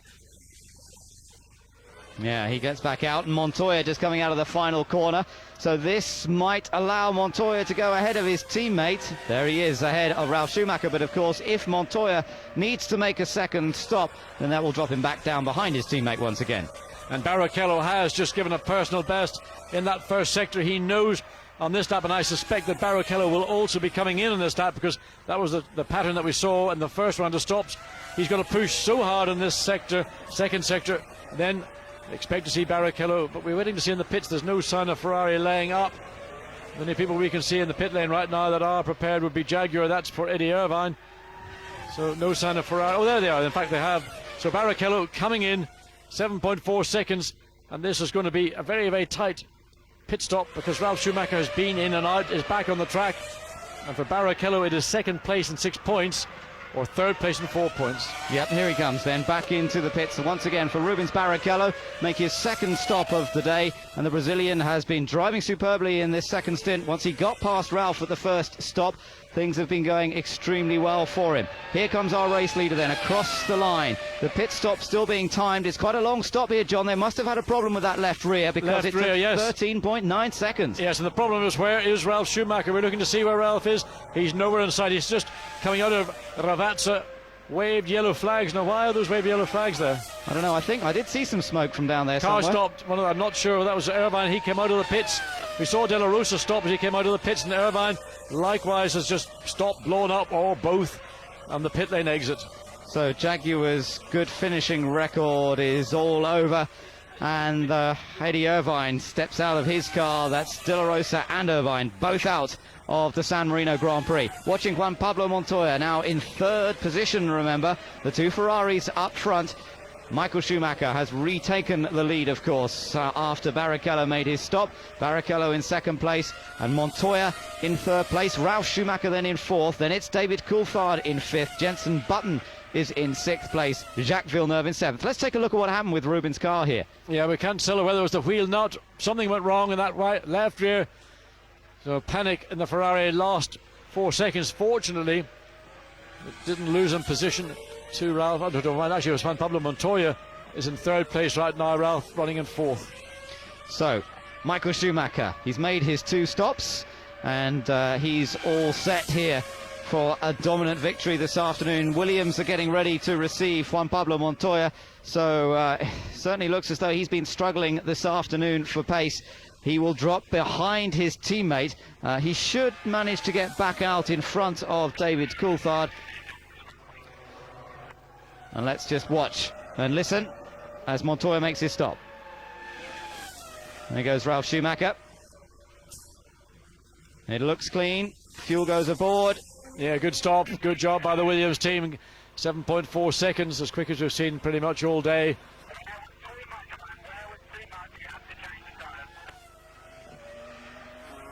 Sounded like he was asking whether he could keep the same tyres, but he was told that the wear was too much on that set of tyres and they had to change them. He was looking for perhaps a slightly quicker stop, but in fact often they get the wheels changed before they finish putting the fuel in anyway.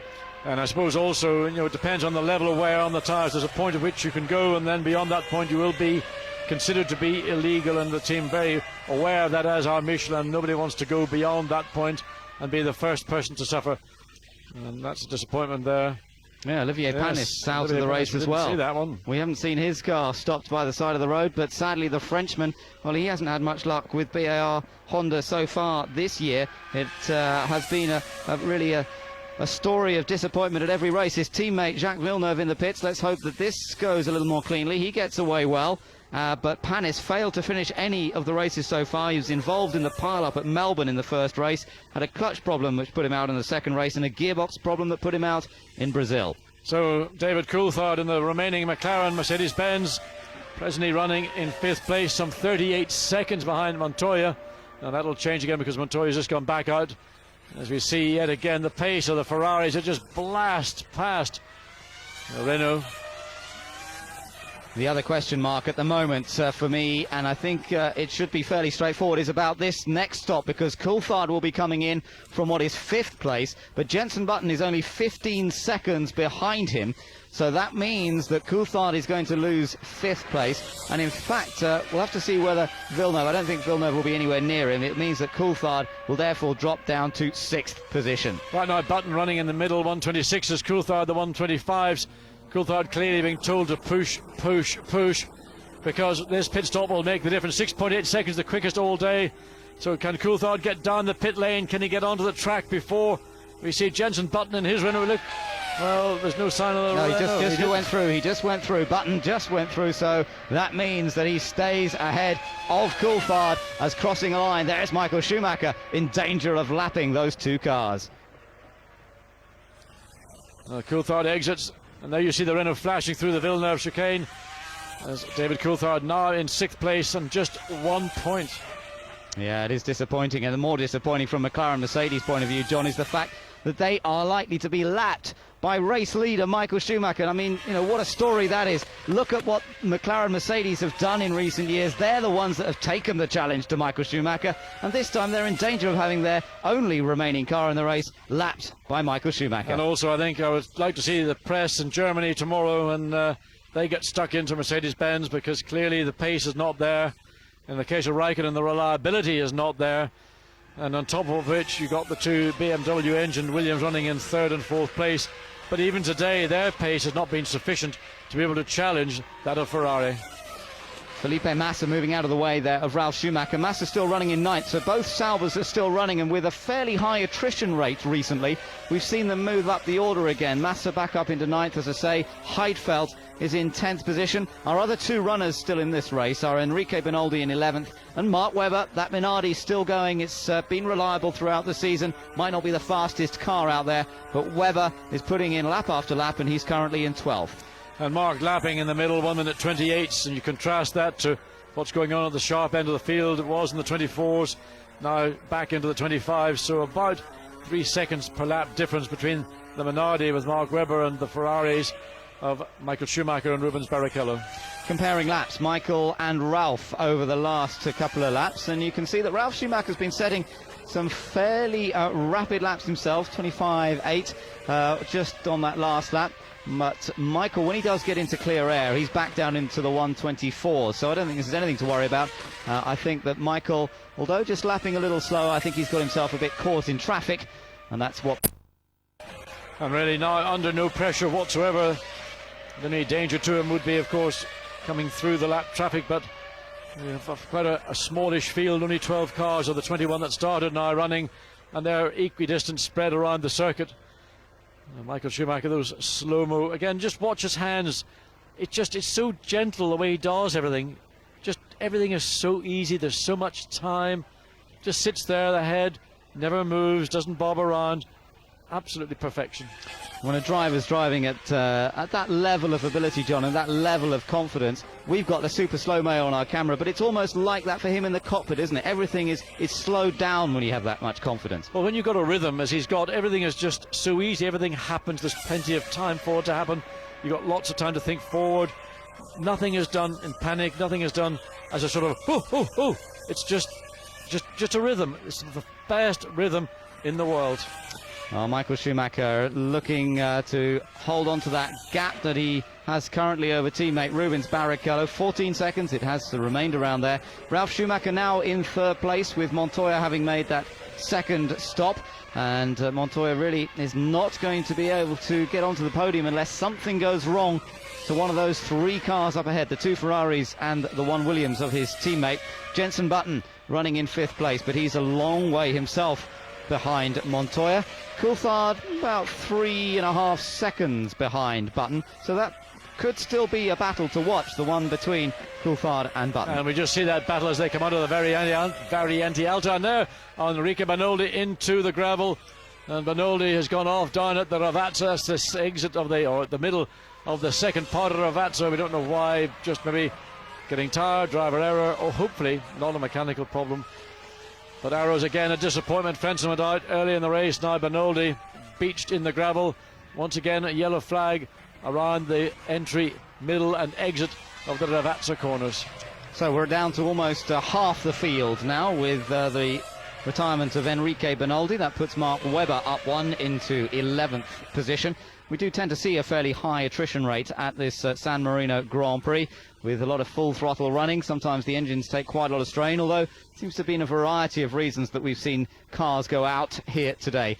Tom Walkinshaw walks away, both cars out of the race, and it looks like a mechanical, John. Yeah, he just turns it away. Well, something broke, I think, the left front suspension. You can see that all 3 wheels are turning except the left front. Suddenly that locked something I think broke in that left front suspension, and he just suddenly turned the car sharp right off the track, and whatever that problem was, it I believe was mechanical, and I believe in the left front suspension of the car.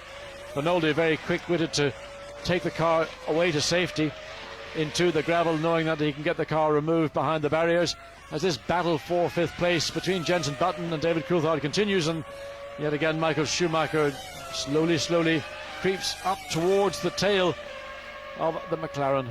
One point I think we ought to mention, which perhaps we haven't really covered recently, is the fact that Jacques Villeneuve now running in 7th place in the BAR Honda and is ahead of Jarno Trulli. Now, I don't know what's happened with Trulli, but he was right up in that group at the beginning. He was battling with Jenson Button. Now he finds himself separated from Button by not only David Coulthard, but by Jacques Villeneuve as well. And Villeneuve only needs one person to have a problem to get the BAR Honda into the points, and none of the Honda-powered cars have scored yet this year. Everybody knows how fast Jarno Trulli is, but there's always been, to some degree, a question mark, and there's part of the exhaust system. That looks like a Ferrari part of an exhaust system to me, lying somewhere on the track. That's the end of the tailpipe.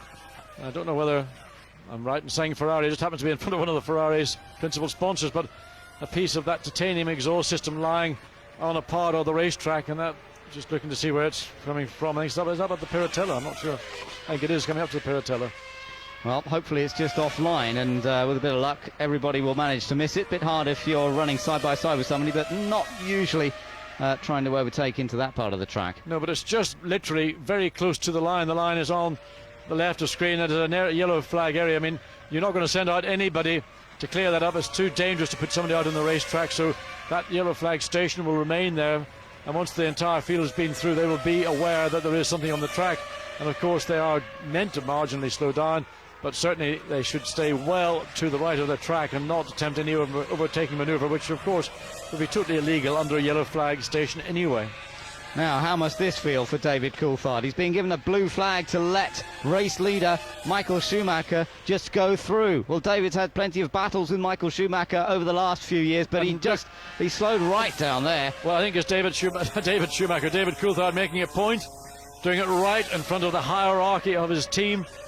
So he pulls over to the right of track and does the correct thing, of course, as what David would always do, and lets Michael go through. But I think there was a message there to the team and to Mercedes-Benz, and saying, hold on a second, guys, look, I hoped I had a chance to have I'm now, if you like, the de facto team leader, though even that might be under dispute, and you're not delivering for me. I'm doing my bit, but where's your bit? Well, you have to say it's a huge disappointment for him, for the team. Finished second here last year to Ralf Schumacher after taking the pole position. Didn't quite match the pace of Williams BMW last season, but at least he was in the battle. This time they're not in the battle at all. He's running down in 6th place. He is some 19 seconds ahead of Jacques Villeneuve. He's not really under any threat, but bitterly disappointing for them. And what really must hurt more than anything else, it's one thing being third of the top three, but you've got Renault here and Jenson Button on merit, on the same tyres, running ahead of you. Now, we saw a glimpse of that in Brazil, where Renaults were very strong, particularly because of their great starts, but they were able to run at a pace. Once the pit stops occurred, then McLaren did have the advantage in Brazil, but in Imola, that advantage appears to be negated.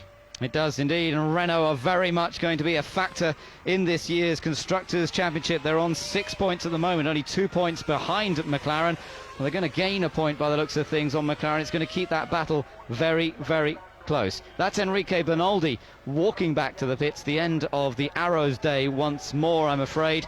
And it's been a disappointing start to their season. They're looking forward to getting their first real testing underway over the next week or two. Well, we haven't seen an awful lot of this man. Normally he's at the front where all the action is, certainly all the excitement is. And while Pablo Montoya in 4th place, virtually 20 seconds now, 19.6 seconds behind his teammate, some 36.4 seconds ahead of Jenson Button. So really running in a bit of a no man's land situation, no real momentum, no motivation to push any harder than he's doing. He just wants to bring his car home. He's going to pick up 3 points for his 4th place, and that will just continue to add to his points total And Pablo Montoya will end up with 17 points, but Michael Schumacher, if he continues, is going to be on double that on 34. Yeah, this is not what Montoya needed at all, and it has been a disappointing outing, there's no doubt. I wonder what the story will be afterwards from the Williams team and from Montoya himself. Did they go wrong on setup? Because Ralph has certainly been able to run a bit more competitively than Montoya throughout this race. Ralph's done a good job with the equipment he's had. He is some 11 seconds still behind Rubens Barrichello. This is a battle for position. We got Felipe Massa just half a second behind Jarno Trulli. This is the battle for 8th place. I think the heart's gone out of Trulli, but there's tons of heart here in the young Brazilian, and just seems to be running down the Renault by the corner, and we've seen how he is aggressive when he gets close to a car ahead of him. Again, tons of curb going into the Ravazza. Lets the car run out to the edge again. Tons of curb on the exit, and will the Sauber be able to put pressure and overtake the Renault and take away that 8th place? Strange how we've seen with both Renault and Williams, one of the drivers going well and one doing poorly. Trulli's done relatively poorly relative to Button, that is, and Montoya's done poorly compared to Ralf Schumacher. Just makes you wonder quite what's gone on there, whether there are a change or a choice of strategies of tyres, perhaps something to do with the Michelin, which tyres they're using. I have no idea. It just seems a little odd that Trulli is now struggling to hold off Felipe Massa, and he must have some sort of problem with that car. And Felipe Massa is going to be getting very impatient, and he hasn't shown much signs of having too much patience. I mean, it's great to see somebody with so much heart and passion, so young, forcing a more experienced and a highly rated driver like Jarno Trulli all the way, hounding him down. Okay, there are no points for 8th place, but you know, you've got to be, if you're a racer, you're a racer. Indeed, that's right. Massa is certainly a racer. You just see the carbon discs glowing a little bit on the run down to Aqua Minerale there, and Trulli is going to have to defend fairly vigorously. Only 4 laps to go in this race, as Michael Schumacher still maintaining almost 15 seconds advantage over his teammate Rubens Barrichello. And just look at he just throws the car, he aims at the curb. Basically, he aims from where he's sitting, which is in the middle of the car, and just bangs into that curb. Does it all the way through the Variante, up at the top of the circuit, Variante Alta. Now they're down, exiting through the Ravazza and coming down to that final tight chicane. Nowhere to pass here, but he's going to run close. He's going to try and pick up a bit of speed, but again, not close enough. It is so difficult to get past on this current configuration of circuit, John. Next year we've heard that they are going to be changing things and straightening out a couple of areas, spending around £5 million to do that. So let's hope that will give maybe just 1 or 2 opportunities where you can get the slipstream and draw alongside, because at the moment they're all pretty high-speed entries to these chicanes, and it just breaks up the flow of the racetrack. Again, it's just this problem, these Formula 1 cars today, with the horsepower they have, they just simply accelerate between corners. They never reach what I would call terminal speed and then sort of stall out. And it's just about acceleration and brake, and unless you get a massive bite off a corner and can launch yourself forward, you've got to have a lot of time in hand today to be able to get past somebody in a racing situation. But at the moment, Jarno Trulli holding on to 8th place, is defending quite well from Felipe Massa, not having to block or anything, just maintaining his line and staying in front. Remember, it's Michael Schumacher and Rubens Barrichello looking at a Ferrari 1-2 here today. And Ralf Schumacher's been running reasonably well in this latter stint, I have to say. Ralph still some 9.5 seconds behind Rubens Barrichello. We did hear, oh, and look, Massa's got through. Massa's got past Trulli. Down into Ravazza. Massa forced the situation. Maybe Trulli made an error, but Massa was in place. So surely there must be some sort of problem. Couldn't quite catch the radio there what they were talking about. Look as they come down, and very, very courageous. Well, he sort of half stuck his nose in, and Trulli wasn't prepared to make an issue of it, because he realised with the Sauber inside him, if he shut the door, there would be contact, and he was on the outside of the corner, would come worse off. He's going to finish 9th now, not finish 8th, and I think as far as Jarno Trulli is concerned, frankly, that doesn't make any difference at all. Does to the team, because again it relates to their income stream over the period of the year, but nonetheless, you're fighting from Felipe Massa, fighting for 8th place, took a bit of a punt, and bullied Trulli into letting him through. Here he is, Michael Schumacher then, carrying on round. He's lapped at David Coulthard, as we know. Coulthard still the next car on the road behind him, and this large gap that Michael Schumacher has back to his teammate Rubens Barrichello of 15 seconds. but both Ferraris have been ordered by Ross Brawn on the pit lane to take it easy. You're into the final 2-3 laps of this race. They've dropped all the way down. Well, they were dropped. Michael and Rubens had dropped down to 1 minute 27s. Michael suddenly popped up at 125 and Rubens at 128. So maybe one is paying attention to the pit wall and the other is saying, really? Well, I'm in a rhythm. Don't let me break that rhythm or I might do something silly. Yeah, interesting to see that 128 from Barrichello. I wonder whether he just found a little bit of traffic to pass, although he should have been relatively clear on that last lap, I think. So let's hope there aren't any problems for the Brazilian. And Ralf Schumacher only 6.7 seconds behind. So Ralf was able to catch up. Here is Ralf, able to close a little bit up on Rubens Barrichello. He has got the car of Jacques Villeneuve to try and get past, though. Villeneuve slows down, lets Ralf Schumacher take the position all the way up. And again, I just wonder whether that piece of metal has been removed. Bit of exhaust pipe appears to have gone. So Ralf really doesn't lose anything. Rubens Barrichello probably did lose a bit more. That was 6.7 seconds as they went past the pits. But time has run out for Ralf, as Ferraris are just cruising now to what we anticipate to be a surprisingly delightful and whatever you want to call it 1-2. That's right. Looking from the onboard camera back and just coming back to that issue of tyres, we did hear this morning that it was quite possible that Ralf and Schumacher and Montoya were on different tyres at the start of this race, different compound of Michelin. Hopefully we might find out afterwards to see whether that was part of the reason for the disparity in performance, and wonder if that was the situation at all with Renault. But Ferrari are getting ready to make celebrations here, because we're on to the final lap. Michael Schumacher leads around this last lap, and already the crowd are beginning to cheer their hero home as Michael looking to take another victory for Ferrari. This will become another win to add to the victories in Melbourne and Brazil. Well, it's been an absolutely storming start to the season. And this will be victory number 56, assuming Michael makes it round and there's no last-minute hitches we don't anticipate. Ralf Schumacher actually in the last lap, now setting fastest first sector time in his vein. Charge to run down. It's down to 4.4 seconds, the distance between Ralf Schumacher and Rubens Barrichello. And there we see as they charge down. This is Michael Schumacher, of course, coming into the Ravazza. But nonetheless, Ralf Schumacher has not given up, but he has left it too late.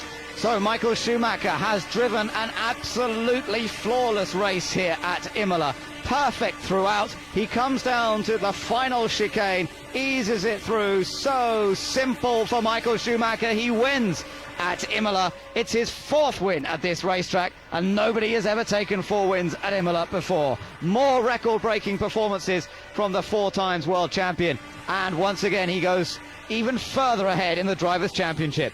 Teammate Rubens Barrichello finishes in second place. A stunning 1-2 for the Ferrari 2002 car. Look how close Ralf was there. Right across the line. Ralf was only 1.8 seconds behind him. He was really pushing at the end. I don't know whether Rubens had a problem, but Ralf finishes in third place, and we're still waiting for Juan Pablo Montoya to cross the line as Michael Schumacher laps up the applause from the fans around the track. And here is Montoya coming through. Right on the limit. Anyway, Ralf Schumacher, that last lap, his fastest lap of the race, on the last lap of the race. And look at that, Jenson Button, he was very, very close as they came across the line. So, look at that, pleasure from everybody here in Imola. Yeah, well, you couldn't get a more popular victory here at Imola, could you, than having a Ferrari 1-2. Michael looking across to Rubens, and he knows that they've done the job for the team here today. I have to say that with Rubens due to renegotiate his contract at Ferrari, he couldn't have done a much better job than he's done this weekend. We could just hear Ross Brawn there.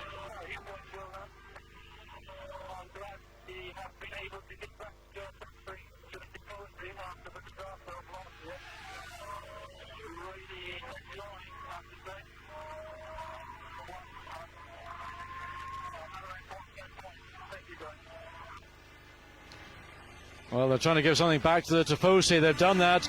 Last year, of course, disappointment when Michael retired and Rubens wasn't able to take up the challenge. He ended up finishing in third place. And now Michael's saying, well, we've given something back to the Tifosi, and you can't give it back in bigger measure than coming 1-2.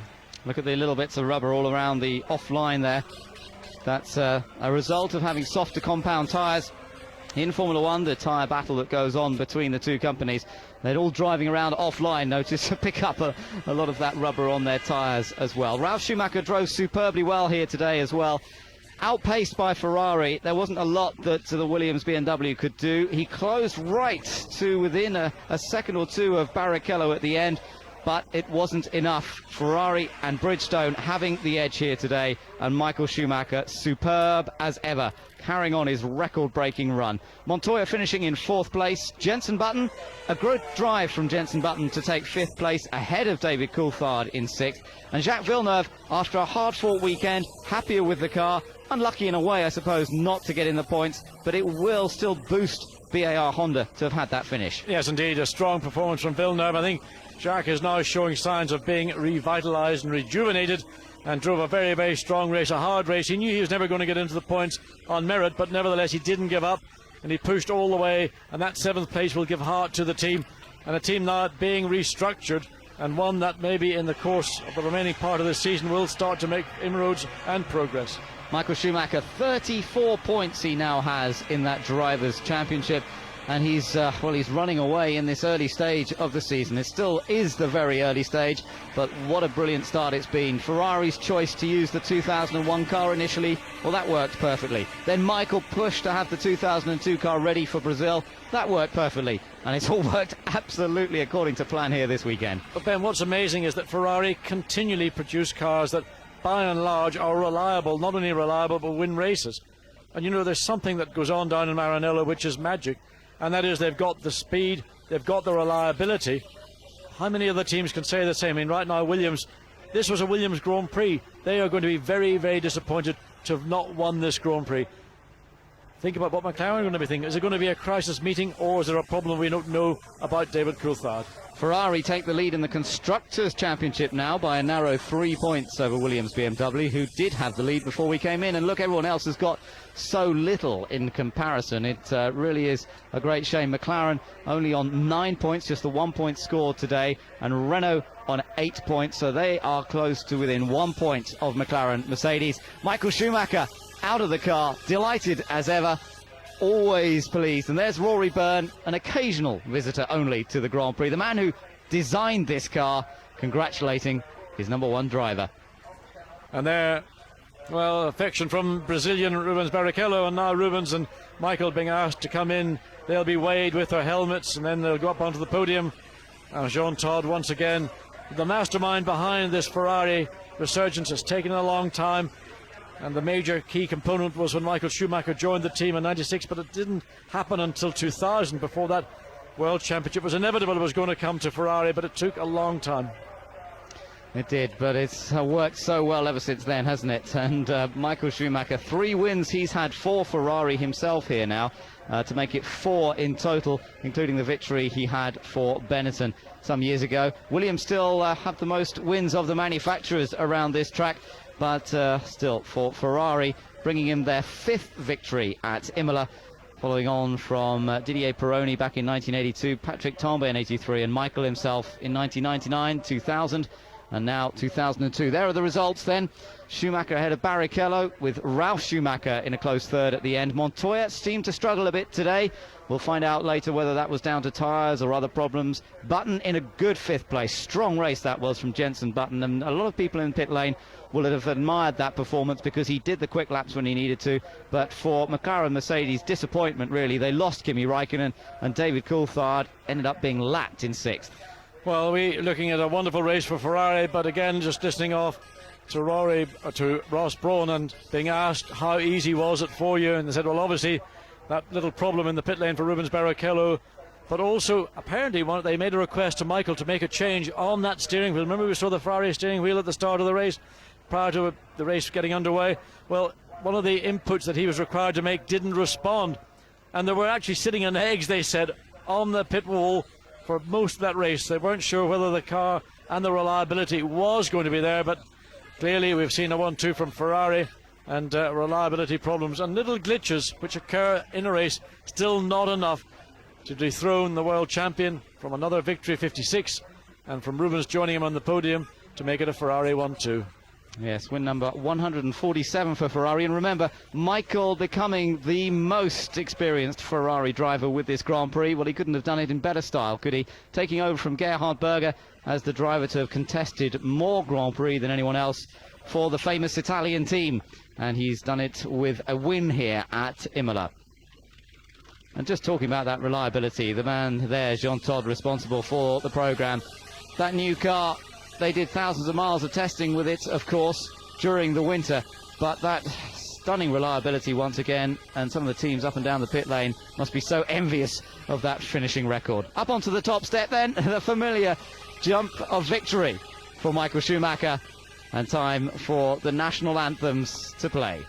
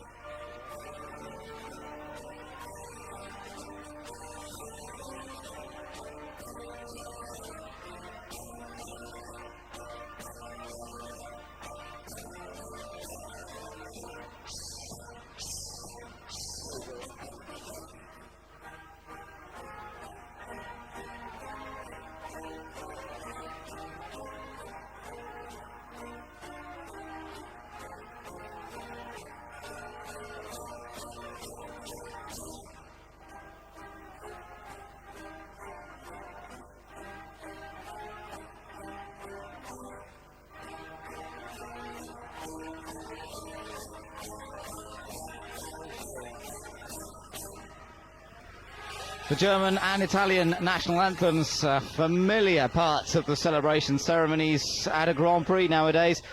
And the Schumachers seem to be taking the San Marino Grand Prix by storm. 4 wins in the last 4 years between the two brothers. 3 of those, of course, for Michael, but Ralph winning here last year. So the trophies have Schumacher all over them. But what a good news it is that Rubens has finally scored his first points of the season. Yeah, I mean, 3 tough races. Really struggled. He thought he might have had a chance in Brazil with a different strategy. Certainly he flew in Brazil, and still no points until he came to Imola now. 6 points for second place, and he'll not be dissatisfied with that, and hope maybe at some point in the season he might find himself in that central podium position where Michael is right now to get those glorious 10 points. Yes, that would be great to see. It's time for the champagne shower now, as Michael Schumacher, Ralf Schumacher and Rubens Barrichello go to work. And they're just deluging poor Rory Byrne. He's not a champagne fan, and when that gets in your eyes, it is not much fun. Using the trophy to shield his face. Michael, familiar with the champagne bottle, knows how to be most effective with it. And there the teams receive the remains of the mum. Champagne is passed down to the teams as is tradition. Certainly by Michael and the Ferrari team. Watch it, boys. Here she comes. Oh, dear. Well held, that man. Brave camera, too. Right underneath it as that fell. And they managed to save them both without letting them crash to earth. And Ross Brawn with Jean, his wife, standing, enjoying yet another moment with the team. Ross, of course, again with Michael and Rory Byrne and Jean Todt and Rubens Barrichello. So much responsible for the success. I mean, this does not just happen by luck. This is hard work, dedication, commitment. Good funding does help as well, but without all the other elements, the funding is of no use whatsoever. Well, the flag says for 2002 world champion for Michael Schumacher and Ferrari, and you have to say, based on the performance we've seen here today, it's going to be very, very difficult to beat him throughout the course of the year. Williams BMW still very much the closest challenger, and Ralf Schumacher put in a great performance today, second place in that title battle, but Williams need a bit of luck to go their way, and they know that the next